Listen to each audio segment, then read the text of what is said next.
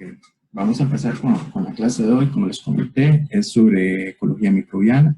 Vamos a incluir, vamos a hablar sobre conceptos, casos de estudio, análisis de datos. Entonces, vamos a incluir bastante información sobre diferentes técnicas. Como van a ver, lleva mucha matemática, mucha estadística. La ecología bueno, y luego al final voy a hablar un poquito sobre el metabarcoding, sobre MAX, Metagenome Assembled Genomes, y sobre SAX, que hablamos brevemente la semana anterior.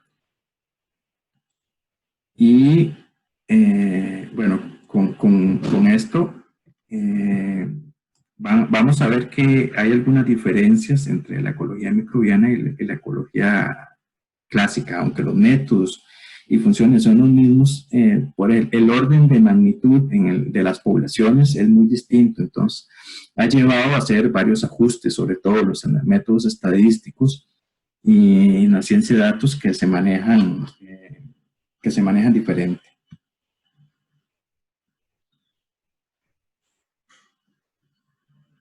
Por definición, la ecología microbiana es la rama de la ecología que estudia los microorganismos en su ambiente natural. Aquí lo que tenemos es una imagen de FISH, es una técnica fluorescente que marca los microorganismos, sobre todo particularmente el 16S, y vemos la cantidad de organismos que pueden haber a partir, probablemente han sido filtrados sobre un filtro y luego marcados con proteína verde fluorescente. Vemos de diferentes tamaños, pero ven la cantidad de cosas que se pueden encontrar. En algunos casos se pueden diseñar sondas con diferentes colores para poder marcar los diferentes grupos de microorganismos. La ecología microbiana estudia las interrelaciones entre los microorganismos, ya sea entre ellos o con otros organismos y con el ambiente que los rodea.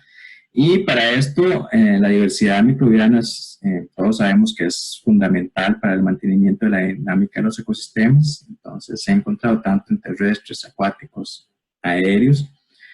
En muchos casos uno dice que son tanto la base como el final de las cadenas, ¿verdad? De productores primarios hasta organismos que hacen la mineralización de los compuestos. Y quisiera leerles, no sé si todos saben quién es Edward Wilson, pero bueno, es uno de los científicos para mí más admirables. Es profesor, bueno, retirado en Harvard, es el padre de la sociobiología, que estudió los modelos de las hormigas, de las abejas, y curiosamente, aparte de ser un científico brillante, ha sido un gran comunicador de la ciencia. De hecho, tiene 2 premios Pulitzer, ¿verdad? Que son los premios que se dan el máximo reconocimiento que se da a los periodistas. Y vean y me voy a tomar el tiempo de leer lo que escribió. Si yo pudiese hacer todo nuevamente y renovar mi visión frente al siglo XXI, sería un ecologista microbiano. 10 billones de bacterias viven en 1 gramo de tierra ordinaria, no más de lo que se puede ajustar apretando el índice con el pulgar. Ellas representan miles de especies, la mayoría de las cuales son desconocidas para la ciencia. Me gustaría andar dentro de ese mundo con ayuda de la microscopía moderna y el análisis molecular. Atravesaría forestas, clonares, zigzagueando entre granos de arena, viajando en un submarino imaginario, atravesando gotas de agua del tamaño de los lagos, descubriendo nuevas formas de vida entre víctimas y predadores con sus desconocidas redes de alimentación. Todo esto con solo aventurarme a salir no más de 10 pasos fuera de mi laboratorio. Y es que esa es la ventaja y la maravilla de la ecología microbiana. Alguna gente que trabaja, por ejemplo, con plantas y fenología, tienen que esperar años para ver un fenómeno, ¿verdad? En cambio, en el mundo microscópico hay miles de cosas, interacciones que están pasando, y están pasando ahí, en cualquier lugar, ¿verdad? Están pasando en estos momentos dentro de mi cuerpo, están pasando aquí en mi celular, en la computadora, en cualquier lugar. Y entonces existe todo un campo para poder investigar, descubrir nuevas cosas. Y bueno, es un poco lo apasionante del mundo microscópico.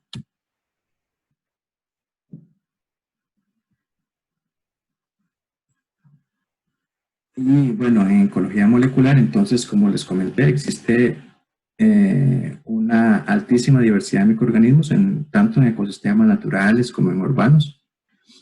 Ahora que es un tema, y bueno, y lo vimos en el paper que les asigné la semana pasada, un poco de la ecología microbiana urbana, que es un campo de estudio que está saliendo y que es totalmente muy interesante, porque también uno a veces piensa que la diversidad y la ecología está nada más en los ambientes naturales, pero en los ambientes urbanos también hay una altísima diversidad de cosas. Sin embargo, también hemos estado aprendiendo que hay algunas diferencias importantes entre los ecosistemas naturales y urbanos, y que en los ecosistemas urbanos la diversidad puede ser distinta, la composición, la estructura de las comunidades puede ser distinta, hay una mayor selección por la contaminación o las obras de ingeniería humana hacen que no todas las especies se comporten como en su ecosistema natural, por lo que sí, nuevamente hay predominio de algunas especies sobre otras por las nuevas condiciones que se están introduciendo. Los ecólogos microbianos, entonces, yo quiero considerarme que esa es mi profesión, más que cualquier otra cosa. Lo que tratamos es estudiar el quién, el qué, el cómo, el cuándo, el dónde y con quién.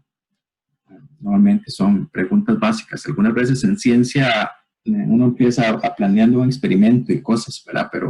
Pero siempre el tener claro estas preguntas, inclusive cuando ustedes tengan que escribir un abstract, un resumen o inclusive una noticia, siempre esos son principios inclusive de periodismo, para enseñar. Siempre hay que escribir el qué, el quién, cómo, cuándo, dónde, o quién, ¿verdad? Eso es una premisa para escribir cualquier cosita. Y bueno, la ecología microbiana molecular entonces ayuda a estudiar la necesaria interacción y necesita la interacción entre la microbiología, la ecología, la evolución, la medicina, la química y bueno, otras áreas. Y para esto se utilizan diferentes métodos. Entonces hemos hablado de métodos dependientes de cultivo, los PLFAs, que son para caracterizar las poblaciones a partir de los fosfolípidos. Luego se puede utilizar técnicas basadas en PCR, utilizando genes como el 16S, el 18S, el ITS para hongos que utilizan normalmente, algunos otros genes codificantes. Entonces hemos visto que en el multilocus fingerprinting lo que se hace es utilizar combinaciones de 5 genes, normalmente todos genes del core, ¿verdad? Luego hemos hablado también de hacer caracterizaciones con arrays, con técnicas de microscopía como FISH, o para hacer cuantificaciones utilizando el qPCR. Por otro lado, ahora están más de moda entonces todas las técnicas de lo que se llaman los omics. Y para estos, bueno, esto incluye la metagenómica, que utiliza el ADN, la transcriptómica, la proteómica y la metabolómica. Hace un ratito estaba hablando con una colega que le gustó mucho, que participó en la reunión de la semana pasada, que le gustó mucho la definición que hizo Alex sobre la definición entre transcriptómica y proteómica, ¿verdad? Que la transcriptómica muestra lo que la bacteria le gustaría hacer, la aspiración, mientras que la proteómica es lo que realmente hace. Y por eso es que a mí me parece importante, bueno, la integración de todos estos procesos en el entendimiento de la ecología de los microorganismos. Y bueno, todos los métodos naturalmente tienen sus fortalezas y debilidades, entonces uno siempre debe tratar de ajustar los métodos a las preguntas y no al revés. No sé si a ustedes les ha pasado que mucha gente plantea un experimento y es porque puedo hacer esto y lo hago y luego hago esto y luego lo otro, pero nunca se plantean primero cuál es la pregunta a responder, ¿verdad? Entonces, esto es parte de la formación que tenemos que tener como científicos, ¿verdad? ¿Cuál es la pregunta? ¿Qué es lo que estamos tratando de averiguar? ¿Cuál es el fondo del asunto? Y esto aplica no solamente en ciencia, sino en política, en cualquier otra rama de la vida, ¿verdad? No es el hacer por hacer, sino el sentarse un tiempo, quedarse para atrás, reflexionar, ok, ¿cuál es la intención de esto? ¿Cuáles las repercusiones de lo que estamos haciendo? Y bueno, para esto entonces, esta es una pequeña introducción. Quisiera hablarles sobre este trabajo que es sobre la diversidad y ecología de hongos en lagos cubiertos de hielo en Antártica. Este fue uno de los principales trabajos que hice durante mi estancia postdoctoral en el Instituto de Ecología Acuática en Berlín, y en el cual lastimosamente no pude ir a esta expedición, que ya se ha hecho un tiempo antes. Sí me tocó analizar, interpretar y escribir el manuscrito. Y bueno, para mí fue una experiencia importante. Entonces quiero compartirles un poco la experiencia de este artículo, pero no solamente hablar del artículo, voy a hablar del artículo tal cual, pero me da una oportunidad para hablar sobre los conceptos teóricos que hay detrás de cada una de las cosas que se hacen. ¿Por qué estudiar hongos en general, ¿verdad? Entonces, como ustedes saben, es un grupo abundante y diverso. Tiene un papel ecológico importante. Ese papel, curiosamente, ha sido bien descrito para, por ejemplo, los hongos terrestres. Nadie duda que tiene un papel importante. Sin embargo, hasta hace muy poco, los hongos acuáticos y el papel de los hongos acuáticos en los ecosistemas ha sido un poco olvidado o descuidado. Entonces uno ve, por ejemplo, los modelajes que se hacen de producción de carbono, los ciclos de nutrientes normalmente dejaban a los hongos por fuera. Y yo no sé por qué será esto, tal vez porque, ya no sé, trabajar con macroorganismos es normalmente más fácil, trabajar con bacterias es normalmente más fácil, pero ya cuando se trata de hongos o inclusive protistas, no sé, tal vez los científicos arrugamos un poquito la cara, ¿verdad? Entonces, sin embargo, eso no quiere decir que no tenga un papel relevante. Entonces, tal vez ha sido una de las cosas en las que, por cosas de la vida, terminé trabajando, y ha sido una oportunidad y que verdaderamente hemos comprobado el papel ecológico relevante que tienen los hongos. Los hongos participan, como ustedes saben, en varios procesos de reciclaje, transferencia de nutrientes a través de las cadenas tróficas, y tenemos hongos saprófitos, parásitos, tenemos hongos parásitos de los que son parásitos o lo que se llaman hiperparásitos. También tienen una amplia diversidad metabólica. Algunos tienen genomas de un tamaño levemente superiores a los que tendría una bacteria, pero tienen una diversidad metabólica amplísima, y entonces esta diversidad metabólica amplísima los ha hecho susceptibles al estudio de metabolitos con fines biomédicos. Sean moléculas que están utilizadas ahora, por ejemplo, contra el cáncer, pero contra muchas otras enfermedades que provienen de hongos. Y bueno, como les comenté, han sido poco estudiados, muy poco estudiados, si uno quisiera compararlo con, por ejemplo, con los hongos terrestres o los hongos patógenos de cultivos agrícolas, para que han sido mucho más estudiados. Y nada más, también esto es algo que ustedes tal vez ya han visto anteriormente, es para mostrarles la diversidad que existe de hongos, y aunque en estos momentos hay todo un pleito, ¿verdad? En los taxónomos internacionales de hongos, ya se sabe y se ha incluido cada vez más grupos. Entonces, después de los protistas, ya tenemos, o algunos intermediarios entre protistas y hongos ya se incluyen dentro, como Felida, por ejemplo, ya se incluyen dentro de los hongos. Ya tenemos una variedad de filos gigantesca.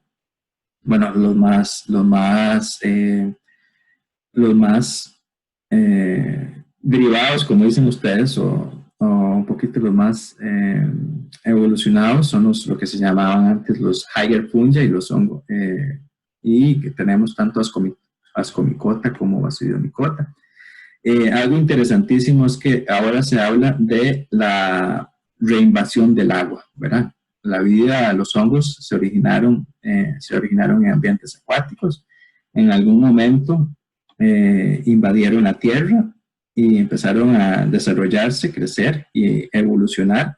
Y muchos de estos hongos luego volvieron otra vez al agua. Entonces es por esto que uno se encuentra normalmente en unas cantidades de ascomycetes altísimas, sí, ascomycetes altísimas, o inclusive, por ejemplo, en el estudio que les mostré hace algún tiempo que estamos haciendo en los fondos marinos de sedimentos de la isla del Coco, encontramos una cantidad amplísima también de levaduras. Y bueno, y en un grado menor se encuentran algunos basidiomycetes, pero algunos basidiomycetes típicos que puede encontrar uno en descomponedores de madera, por ejemplo, los puede encontrar uno en fondos marinos. Dicho esto, bueno, lo que quería resaltar es que la diversidad de hongos es altísima, los diferentes grupos, muchos de estos están en ambientes acuáticos.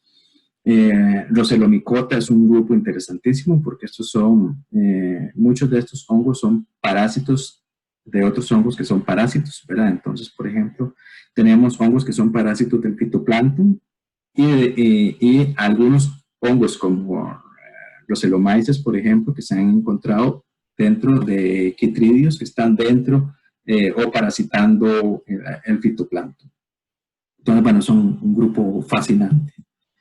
Y varios de los estudios que estuvimos como antecedente también, que en realidad esto se publicó después, pero varios estudios de los que hemos hecho en el tiempo nos ha llevado a plantear que un papel importante de los hongos acuáticos en ese ecosistema y nos ha llevado a proponer 3 conceptos a la comunidad científica que son importantes y que resaltan su papel en el reciclaje de nutrientes y carbono, sobre todo en estos ecosistemas.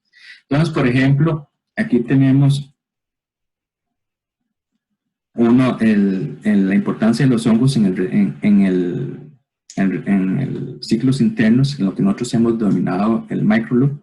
Entonces tenemos el fitoplancton, que tiene la capacidad de fijar CO2. Sin embargo, el fitoplancton, hay muchos y sobre todo diatomeas, no pueden ser ingeridas directamente por el zooplancton. Sin embargo, sí pueden ser parasitadas por los hongos parasíticos, sobre todo Chytridios, los cuales pueden degradar el fitoplancton y luego estos subproductos, ya sea el fitoplancton o, por ejemplo, las zoosporas, tal cuales son ingeridas por el zooplancton, y esto luego pasa al resto de las cadenas alimenticias. Esto es lo que nosotros hemos denominado como el microloop. Por otro lado, los hongos tienen una versatilidad metabólica, entonces existen cualquier cantidad de hongos saprófitos. Entonces, cuando tenemos materia alóctona, por ejemplo, hojas de las plantas de input terrestre, pero también pueden ser varios contaminantes o moléculas más recalcitrantes, las cuales son degradadas por los hongos. En algún momento les mencioné que tienen la capacidad tanto de utilizar mecanismos enzimáticos como lacasas, ligninoperoxidasas o mecanismos más generales como la producción de sustancias reactivas de oxígeno. Al final, esa materia orgánica se puede transformar tanto en materia orgánica disuelta o como materia orgánica particulada. Mucha de esta es degradada o parcialmente degradada por bacterias heterotróficas, y todo ese carbono al final baja a los sedimentos, ya sea los lagos o del mar, en lo que se llama el marine snow, ¿verdad? Entonces son partículas que se van sedimentando poco a poco, pueden tardar mucho tiempo en llegar a los fondos, pero al final llegan. Y luego, otra vez en los sedimentos hay una gran cantidad de hongos, levaduras y también bacterias que terminan reprocesando estas fuentes de carbono, que en algunos casos Bueno, esto es más degradación del resto de cosas que va, de zooplancton o los peces, que también llegan a los fondos marinos. En este también hay algunos macroinvertebrados que los pueden alimentarse de estos organismos y luego inclusive estos macroinvertebrados pueden subir en algún momento en la columna de agua y también ser la base de la alimentación o contribuir a la alimentación de organismos más grandes. Entonces, para que vean ustedes que los hongos tienen una diversidad muy importante. Me parece que César y Paola levantaron la mano, entonces adelante. Sí, profe, nada más una cosa que no sé si se ha estudiado, al menos yo no he leído ningún artículo específico para hongos marinos, pero en este ciclo que usted propone, últimamente se ha estudiado mucho el papel de los cetáceos, principalmente de los misticetos y cómo en los ciclos de alimentación que ellos realizan permiten poner en la superficie disponibles nutrientes que normalmente se encuentran en las profundidades. Entonces, mi pregunta es si usted conoce de alguna interacción específica de hongos con estos cetáceos o si no, no se sabe hasta ahora. No, digamos que yo ando leyendo mucho de hongos, pero no puedo decir que sepa todo, ¿verdad? Pero yo no he visto nada. Sería interesante cómo influyen a la movilización y transferencia y cambios o inclusive asociaciones simbióticas, ¿verdad? Que puedan tener. Sí, está interesante. Pero no, Es que los que he leído a gran escala, perdón, son solo con el fitoplancton y son muy interesantes, pero de hongos la verdad que no me había planteado esa posibilidad, pero estaría bueno por lo menos investigar. Sí, y es que lo que les decía al inicio es que los hongos siempre han sido un poco, en inglés se usa la palabra neglected, ¿verdad? Un poco olvidados o dejados ahí, y hasta ahora que estamos un poco, se ha estado retomando, yo diría que en los últimos 10 años, el estudio de las interacciones de la importancia de los hongos en los sistemas acuáticos, y hasta donde yo sé, sí, tal vez porque yo no soy más del mundo, digamos, de cetáceos y estas cosas, pero he visto poco. Uno puede, he leído sobre interacciones con corales y con algunos otros organismos, ¿verdad? Un poco más, los que son más fijos, pero a nivel de grandes no tanto. Me parece, es un campo ahí pleno en el que podrías desarrollarte si quisieras. Paola. Sí, profe, yo había leído un poco como dentro de todo este ciclo el papel de los virus. No sé si de repente usted podría ampliarnos un poquito esa parte, porque a mí, bueno, lo poquito que he leído me parece fascinante. Eso es tal vez, sí, ahí para más adelante vamos, no sé si le toca bien exponer, que es donde dice que los virus son el Master of Puppets, ¿verdad? En realidad son los quienes están moviendo las cuerditas del resto de todo el ecosistema, ¿verdad? Y a pesar de no ser considerados los organismos vivos, son los que están manejando las riendas de la vida en el planeta, ¿verdad? Y algo interesantísimo, bueno, en los virus es que, sobre todo, los que más se han estudiado son los fagos, entonces, que infectan varios organismos del fitoplancton, ¿verdad? Y entonces que tienen un control, por ejemplo, hacen un control de los blooms, de los bloom tóxicos. No sé si ustedes vieron esta noticia que salió que hace poco los elefantes descubrieron por qué se estaban muriendo unos elefantes en Botswana, ¿verdad? Y se descubrió que era porque había un bloom de cianobacterias que estaban produciendo esta toxina, creo que se llama cisteína, bueno, no me acuerdo cómo se llama, bueno, estaban produciendo esta toxina que es sumamente tóxica, suficiente como para matar los elefantes. Normalmente lo que pasaría en un ecosistema, en los ecosistemas, es que esas toxinas, o estas cianobacterias, probablemente pudieron el control que se da es que entran hongos o entran cianófagos, ¿verdad? Que los degradan y entonces controlan esos blooms tóxicos. Sí, Perdón Sí. que le interrumpa. No, que a mí me llamaba muchísimo la atención de cómo el partir del ciclo lítico, lisogénico, ¿verdad? Tenía unas implicaciones fuertísimas en todo el flujo de carbono, ¿verdad? De estos sitios. No sé, me parece muy lindo, perdón que lo interrumpiera. Sí, verás que yo tengo un tema ahí y que hace poco nos pidieron escribir un capítulo para una enciclopedia de Inland Waters, de aguas continentales. Entonces yo propuse este tema, que es el siguiente. Se sabe, más o menos, se sabe de los virus que atacan el fitoplancton y cómo influyen, o sea, en realidad, en el ciclo del carbono. Pero a veces uno lo que puede esperar en muchos ambientes es que, y es lo que yo creo que está pasando, es que, digamos que hay un pico de temperatura, entonces luego hay un pico o sea, no sé, semanas después hay un pico de hongos que están atacando el fitoplancton. Y yo lo que pienso es que luego de eso, y normalmente no se ha medido en sistemas acuáticos, hay un pico de virus. Y puede haber virus, tanto, digamos, los que afectan los de ADN que afectan el fitoplancton, como hay para mí un pico de virus que afectan a estos hongos parásitos que crecen en poblaciones grandísimas, ¿verdad? Y entonces, los virus controladores de hongos, controladores del fitoplancton, de eso no se sabe absolutamente nada. Sin embargo, uno estudia los genomas de los hongos y se encuentra o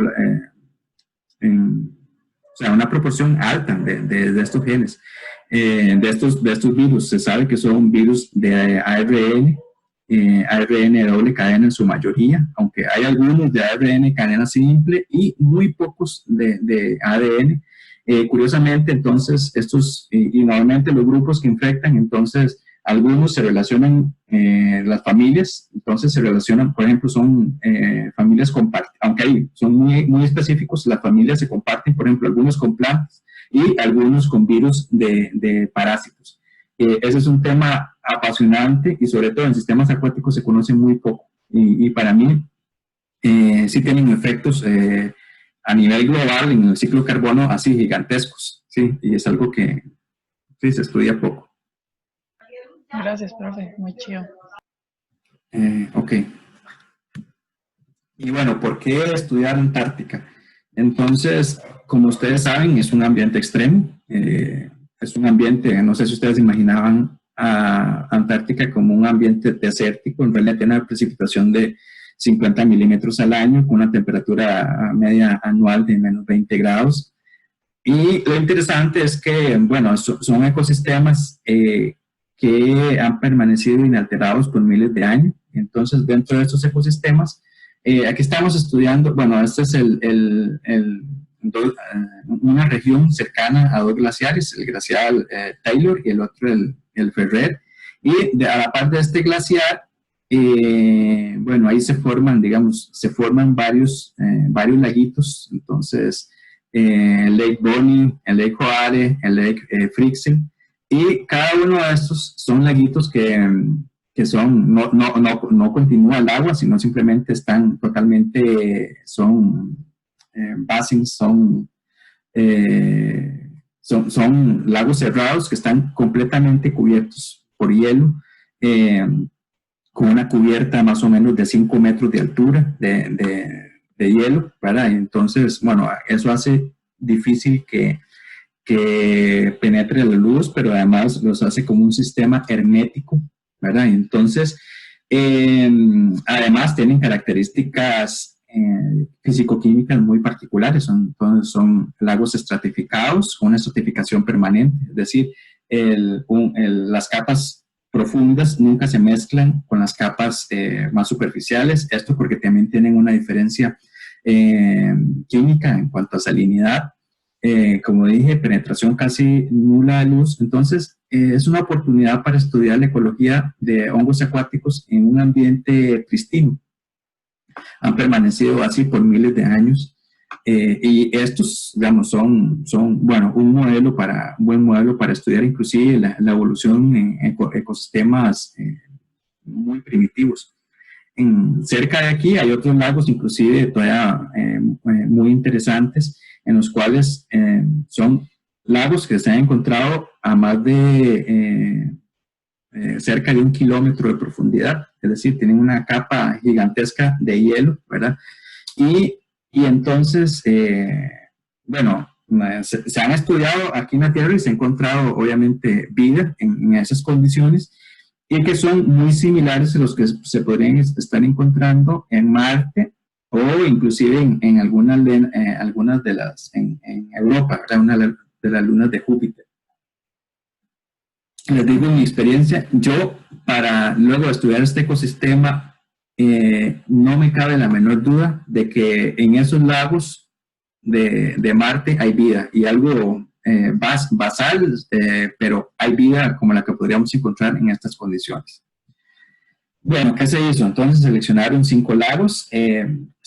Para entrar a cada lago, entonces había que perforar, y como, bueno, para trabajar en Antártica hay unas condiciones muy particulares, todo tiene que estar regulado, planeado, limpio, inclusive hasta los desechos de cada persona en los campamentos se tienen que manejar de una manera particular. Bueno, temas. Y entonces también las perforaciones con cada una de las aspas que se hacía o los taladros tenía que ser distinto, y de cada uno se mostraron entre 1 o 2 litros de agua, entonces se filtraron por 2 tamaños de filtro, normalmente con 0.2 se ven las poblaciones de bacterias y 0.5 entonces uno ve lo que se llama la fracción del particle associated.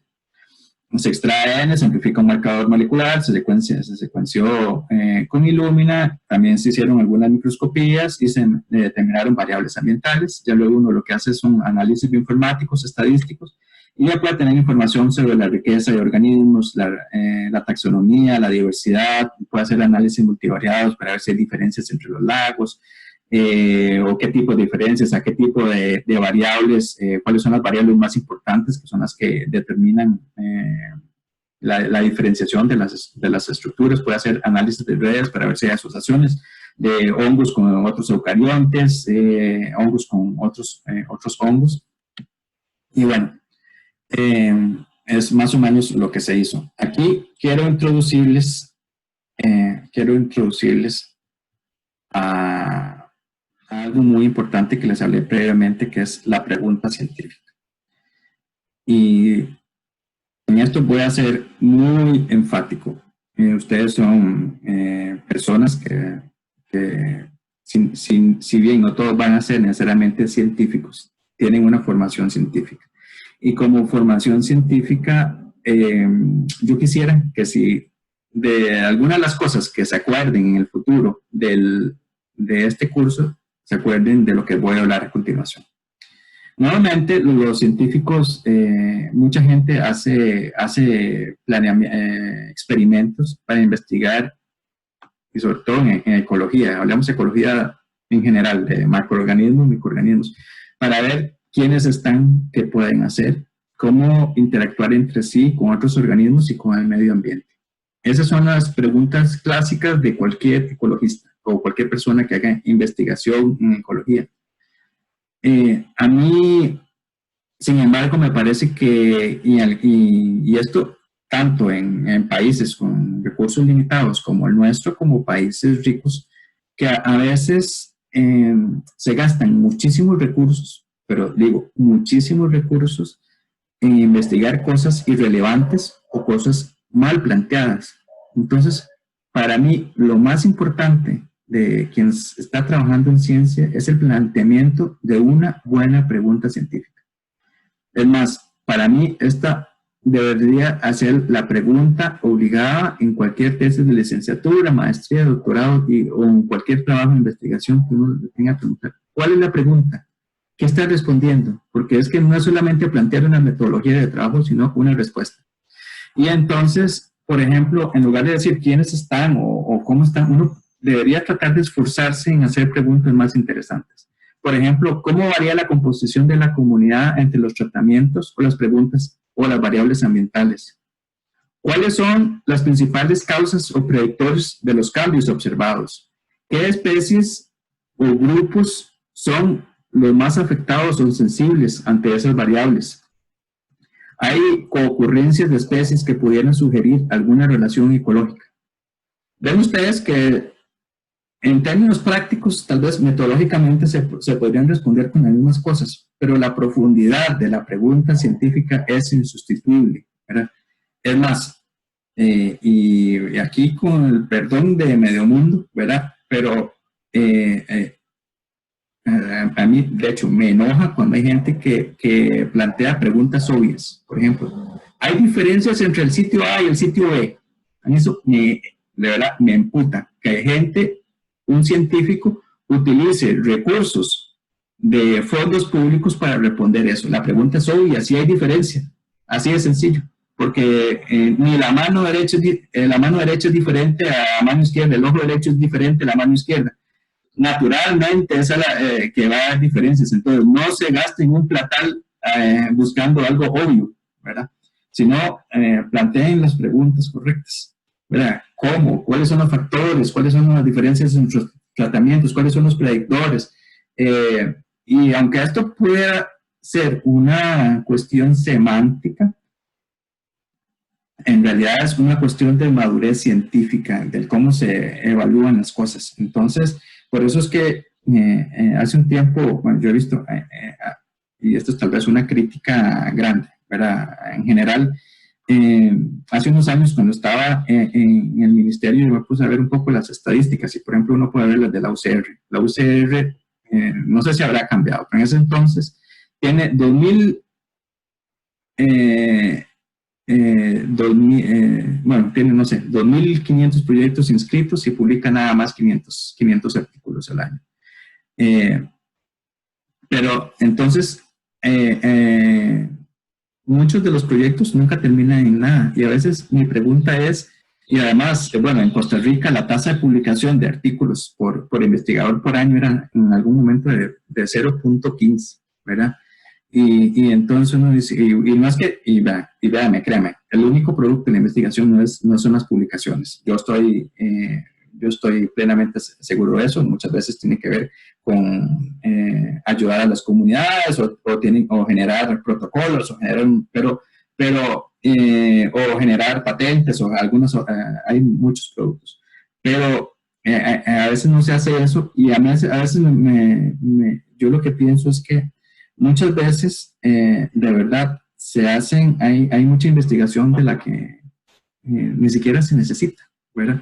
Y es a veces por una careza de este pensamiento científico profundo, de hacer las preguntas adecuadas, correctas, lo mejor posible, ¿verdad? Y entonces, en eso, mi motivación para ustedes al futuro es precisamente esa. Tratemos de hacer enfocarnos primeramente en una buena pregunta. Ya el aspecto metodológico, el diseño estadístico y de muestreo, y eso se puede trabajar, pero lo principal, y por eso hago tanto énfasis, es en la pregunta científica adecuada.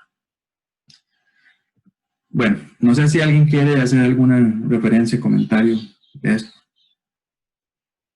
Si no, continuamos.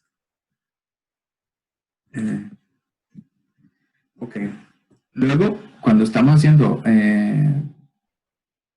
análisis con microorganismos, de ecología de microorganismos, otra de las cosas que trabajamos mucho es consecuencias, naturalmente. Pero aquí quería mostrarles que el asunto no es solamente trabajar, tener el ADN, porque hay muchísimos sesgos en todo el proceso. Entonces, les voy a comentar algunos. Uno de los primeros sesgos cuando uno trabaja con poblaciones, y sobre todo, por ejemplo, con el 16S, es el número de copias del gen. Entonces, se ha encontrado en que hay bacterias que tienen diferentes copias del 16S, y algunas incluso pueden superar el 3% de diferencia entre ellas, es decir, que las clasificaría como diferentes especies, pero en realidad son el mismo organismo, ¿verdad? Entonces, por eso es que a veces se habla de abundancias relativas, porque nunca se sabe. Y aunque hay algunos métodos en que uno podría más o menos estudiar cuáles son el número de copias de cada especie, en realidad esto existe para un pequeño número de especies, entonces en realidad no es representativo. Lo otro, hay otros sesgos en el procesamiento. Vieron ustedes que cuando se filtra, por ejemplo, agua, la velocidad del filtrado, el tamaño del filtro y el tamaño del poro influyen muchísimo en las poblaciones que se puedan tener, la variación. También las eficiencias en la extracción de ADN. Entonces, por ejemplo, como todos sabemos, las bacterias tienen diferentes paredes celulares, entonces algunos métodos no extraen bien todo y no es que, y después se pueden, si se hace el análisis, se dice que tal grupo no está, pero tal vez fue que no se extrajo bien el ADN.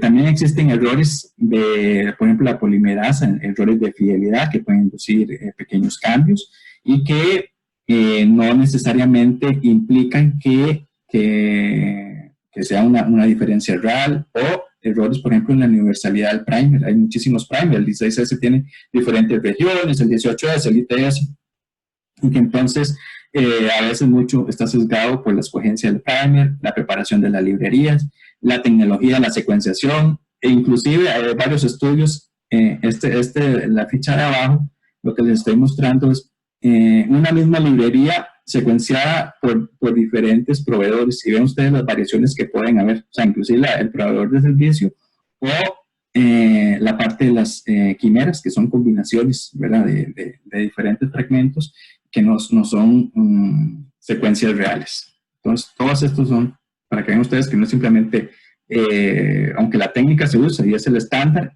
y muchos la damos por entendido, que ustedes sepan que hay también tiene muchísimos sesgos y que uno tiene que estar al menos pendiente y conocer que existen.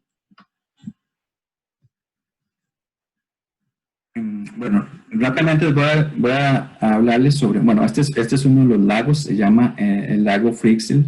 Como ustedes ven aquí a la izquierda, es un lago, bueno, plenamente cubierto de hielo, y este es el tamaño de los ¿cómo se llaman estos? Taladros, más o menos 5 metros que se tenía que perforar para un huequito de más o menos, no sé, 20-25 centímetros, que es por donde luego se mete las botellas para poder tener el agua. Cada uno de esos taladros tiene que limpiarse con agua caliente y, bueno, desinfectarse para no contaminar el sitio. Este lago, el lago Fryxell, mide más o menos 20 metros de profundidad. Es uno de los más interesantes porque tiene en la parte, en los primeros metros, tiene un agua un poquito más, agua dulce, y en la parte profunda es un agua mucho más salada, salobre. Tiene un poquito más de oxígeno, ahorita vamos a ver las características, también tiene una mayor productividad primaria. Luego tenemos el lago Joare, que es otro lago, el lago de agua dulce. Luego tenemos dos lagos que están muy relacionados entre sí, el lago que se llama lago Boni, y entonces uno de ellos también son relativamente aguas aguas dulces en la parte superficial, en la parte profunda mucho más salada. Estos lagos, bueno, este lago tenía el lago Boni